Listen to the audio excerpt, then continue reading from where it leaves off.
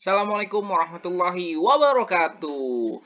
Kelas 5, cerdas, ramah, berakhlak mulia. Pada video kali ini kita masuk pada tema 3, makanan sehat. Subtema pertama, bagaimana tubuh mengolah makanan. Pembelajaran keempat. Ya, masih ingatkah kamu? Pada materi sebelumnya, kita sudah belajar tentang interaksi sosial dan interaksi dengan lingkungan hidup. Serta kita juga telah membahas iklan tentang makanan pokok. Nah, interaksi sosial dan interaksi dengan lingkungan hidup sangat penting. Karena manusia membutuhkan interaksi dalam hidupnya. Baik dengan orang lain maupun dengan alam sekitar. Kali ini kita memiliki tujuan pembelajaran apa sih? Yuk kita simak. Yang pertama, kita akan mencermati materi ini dan kamu mampu mengidentifikasikan interaksi manusia dengan lingkungan, alam sekitarnya, dan lingkungan sosialnya. Terus, yang kedua, dengan mencermati teks, kamu mampu menjelaskan makna keanekaragaman yang tercermin dari cerita yang disajikan nanti. Lalu, dengan mengamati gambar iklan media cetak, kamu mampu menyebutkan hal-hal penting apa nih yang ada dalam iklan media cetak tersebut. Sudah siap? Nah, sesuai dengan tema kita yang ketiga ini, makanan sehat. Kita masuk kepada tentang sayuran itu penting. Ya, sayuran itu penting. Seberapa penting sih sayuran? Sebelum membahas lebih pentingnya sayuran, kita masuk nih ke pada penjelasan tentang sayuran ya. Sayuran ini termasuk daftar makanan yang harus dikonsumsi setiap hari. Ya, banyak sekali jenis sayuran yang dapat kita konsumsi, baik yang dimasak ataupun sebagai lalapan. Ya, siapa yang suka makan sayuran? Nah, siapa yang setiap hari suka makan sayuran? Oke. Nah, ada pun jenis-jenis sayuran, yaitu yang pertama, ada namanya sayuran daun. Ya, seperti yang kamu lihat di gambar ya. Ada apa tuh? Kangkung ya. Ada sawi gitu kan. Terus juga ada lagi sayuran buah. Sayuran buah tomat, tuh, timun gitu kan. Ada sayuran bunga. Ya, kembang kol. Terus ada sayuran umbi, wortel gitu ya. Dan ada lagi sayuran batang. Sayuran daun. Bagian tumbuhan yang terdapat daun hanya pada bagian batang. Kualitas sayuran daun yang baik memiliki ciri-ciri bagian daun utuh, tidak membusuk, dan tidak berlubang bekas gigitan hama. Tuh sayuran daun yang baik. Terus sayuran batang. Merupakan bagian tumbuhan yang terdiri dari buku dan ruas. Buku adalah tempat menempelnya daun. Kualitas yang baik memiliki ciri-ciri umur batang masih muda. Warna sayuran muda, cerah, dan bersih. Terus, sayuran buah nih. Sayuran buah merupakan hasil dari penyerbukan dan pertumbuhan yang terjadi pada organ bunga. Kualitas yang baik memiliki ciri-ciri berwarna cerah, ukurannya besar, contohnya seperti tomat, cabai, pare, sama mentimun. Misalnya kalau yang nanya, Pak, tomat itu sayuran apa buah, Pak? Berarti kita bisa jawab sekarang. Tomat itu merupakan sayuran buah, ya. Lanjut adalah sayuran bunga.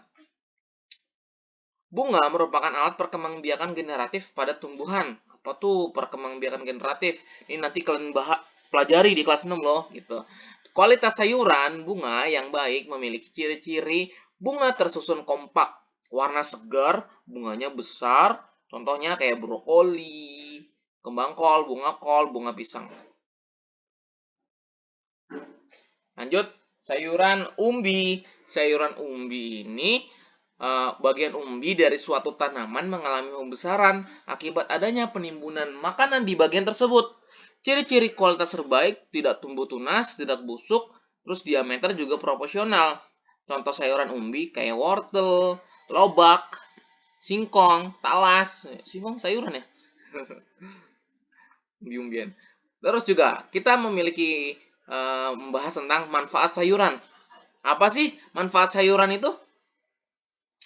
Manfaat sayuran yang pertama yaitu dapat mencegah dan mengurangi stres berlebih. Kalau stresnya kelebihan nanti bisa gila, ya jangan. Nah, itu manfaat yang pertama. Sayuran ini mencegah dan mengurangi stres. Kemudian, sayuran juga memperlancar buang air besar. Itu. Terus, sayuran juga bisa mencegah penyakit jantung dan kanker. Lanjut, kemudian sayuran dapat mempertahankan berat badan. Dan yang kelima, sayuran bisa membersihkan racun dalam tubuh. Dan keenam, sayuran dapat mencegah kelahiran bayi cacat. Nah, banyak ya manfaat sayuran. Masih nggak suka sama sayuran? Ayo pikir-pikir lagi deh. Jangan lupa ya, tiap hari kita mesti memakan sayuran. Nah, sebenarnya sayuran itu dari mana ya sayuran kita bisa dapatkan? Terus siapa sih yang menanam sayur? Apakah peranan petani bagi kehidupan kita ya? Terus bagaimana cara petani sayur memanfaatkan lingkungan hidup? Nah, pertanyaan-pertanyaan ini akan kita jawab dengan sebuah teks cerita yang akan Pak Guru bacakan. Kita simak bareng-bareng ya. Judul teksnya adalah Mengenal Wortel. Ya, siapa yang suka wortel? Sayuran termasuk daftar makanan yang harus dikonsumsi everyday, setiap hari.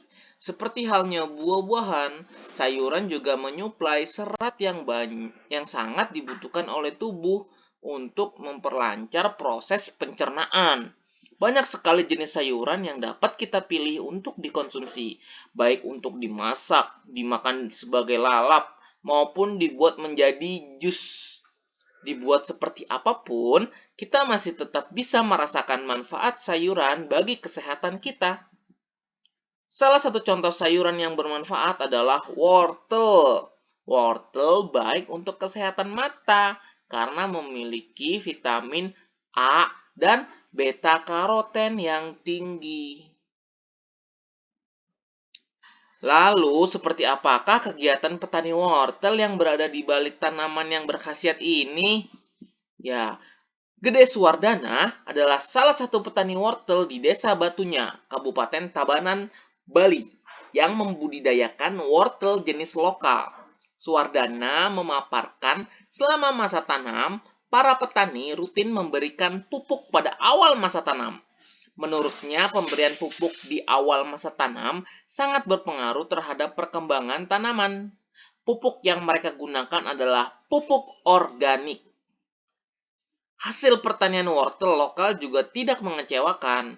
Gede Suwardana menjelaskan bahwa ia mampu memperoleh omset sebesar 2 juta rupiah per bulan dengan harga jual per kilogram sebesar 7.000 rupiah. Untuk pemasaran, Suwardana menjelaskan bahwa ia membawa wortel-wortelnya tersebut ke pasar Baturiti Tabanan. Di sana, ia bertemu dengan pengepul sayur yang kemudian mendistribusikan wortel-wortelnya ke beberapa daerah di Pulau Bali. Dalam dunia usaha pertanian, ada 3 pihak yang selalu bekerja sama, yakni pemasok, petani yang bersangkutan, dan distributor yang membeli sayur mayur atau buah-buahan dari petani. Ada pula penjual sayur yang secara langsung membeli sayuran dari petani dan menjualnya secara berkeliling. Nah, tantangan belajar kita yang pertama, berdasarkan bacaan tadi, coba kalian identifikasikan interaksi manusia dengan lingkungan alam sekitarnya itu ada apa saja dari teks tersebut. Lalu interaksi manusia dengan lingkungan sosial tuh ada apa aja pada teks tersebut. Serta kamu bisa lihat, kamu bisa simak yang tadi kan teks yang Pak Guru bacakan. Ada nggak sih keberagaman yang dapat kamu temukan di dalam cerita yang disajikan? Ya, bisa kamu jawab ya di kolom komentar. Lanjut, yuk. Keberagaman yang tinggi dapat kita temukan di lingkungan pasar, tempat para petani menjual hasil pangannya. Mengapa demikian? Hal ini dikarenakan Pasar merupakan tempat bertemunya pedagang dan pembeli untuk melakukan kegiatan jual beli. Para penjual dan pembeli yang bertemu di pasar bisa berasal dari berbagai suku, agama, dan tingkat sosial ekonomi. Oleh karenanya, diperlukan rasa toleransi dan tenggang rasa yang tinggi agar kerukunan tetap terjaga. Kepedulian masyarakat Indonesia tentang toleransi terhadap keberagaman sudah semakin tinggi. Hal ini dapat kita lihat dari banyaknya iklan masyarakat yang menekankan pada pentingnya toleransi antar suku atau antar agama. Hal ini menunjukkan bahwa iklan bukan hanya mampu dijadikan sebagai alat untuk mempromosikan barang atau jasa, tetapi juga sebagai alat untuk mempromosikan hal-hal positif atau kegiatan-kegiatan yang bermanfaat bagi masyarakat. Ingat itu ya. Nah, ini nih ada contoh iklan media cetak, iklan masyarakat atau iklan layanan masyarakat yang berkaitan dengan kehidupan bermasyarakat.